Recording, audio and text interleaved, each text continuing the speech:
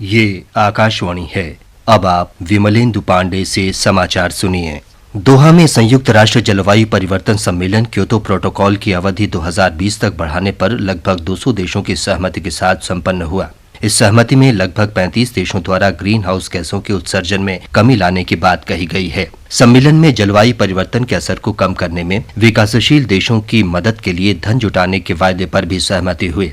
2015 तक एक नई अंतर्राष्ट्रीय जलवायु संधि अपनाने का भी निर्णय कायम रहेगा। क्योतो समझौते की अवधि इस वर्ष 31 दिसंबर को समाप्त हो रही थी। अमेरिका ने इस समझौते को ये कहते हुए खारिज कर दिया है कि ये चीन और अन्य उभरती अर्थव्यवस्थाओं पर बाध्यकारी नहीं है। रूस, जापान, कनाडा और न्यूजीलैंड ने इसकी अवधि बढ़ाए जाने पर सहमति नहीं दी है। गुजरात में निर्वाचन उपायुक्त विनोद जुत्सी राज्य के मुख्य निर्वाचन अधिकारी सुश्री अनीता करवाल के साथ दक्षिण क्षेत्र के 7 जिलों में चुनाव तैयारियों की आज समीक्षा करेंगे। बैठकों में संबंधित वरिष्ठ प्रशासनिक और पुलिस अधिकारी तथा निर्वाचन आयोग द्वारा तैनात सभी पर्यवेक्षक मौजूद रहेंगे।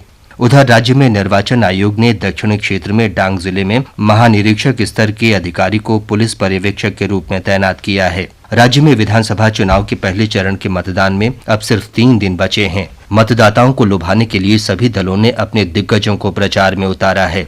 वरिष्ठ कांग्रेस नेता और प्रधानमंत्री डॉक्टर मनमोहन सिंह आज दक्षिणी गुजरात की जनजातीय बहुल नवसारी जिले में अपनी पहली रैली को संबोधित करेंगे।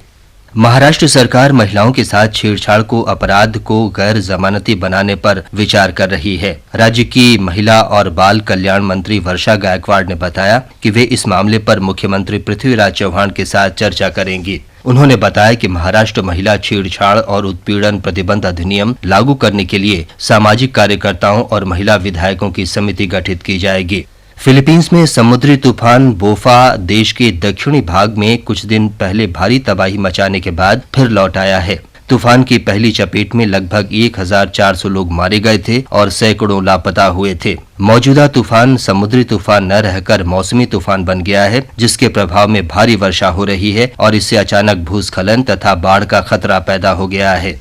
मिस्र में राष्ट्रपति मोहम्मद मुर्सी ने राष्ट्रपति के अधिकार बढ़ाने के लिए पिछले महीने जारी अपना आदेश निरस्त कर दिया है। इस आदेश का देश भर में विरोध हुआ था। काहिरा में एक अधिकारी ने पत्रकारों को बताया कि संविधान के मसौदे पर पूर्व योजना के अनुसार इस महीने की 15 तारीख को ही जनमत संग्रह होगा। श्री मुर्सी ने 22 नवंबर को आदेश जारी किया था, जिसके तहत राष्ट्रपति के फैसलों को चुनौती देने का अधिकार न्यायपालिका से पूरी तरह हटा लिया गया था। इस आदेश के बाद काहिरा में हिंसक प्रदर्शन हुए।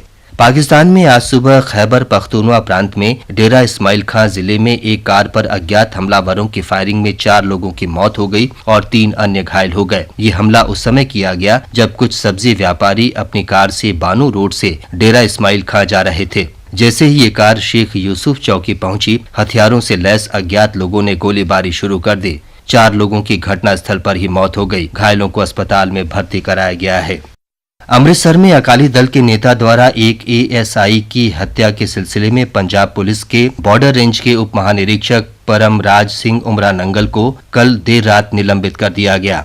उन्हें काम में कोताही के आरोप में निलंबित किया गया है। सत्तारूढ़ अकाली दल के नेता और उसके साथी अमृतसर में कथित रूप से एएसआई की पुत्री को तंग कर रहे थे। जब उसके पिता ने उन्हें रोका तो एएसआई की हत्या कर दी गई। इस मामले में एसएचओ को बर्खास्त किया जा चुका है।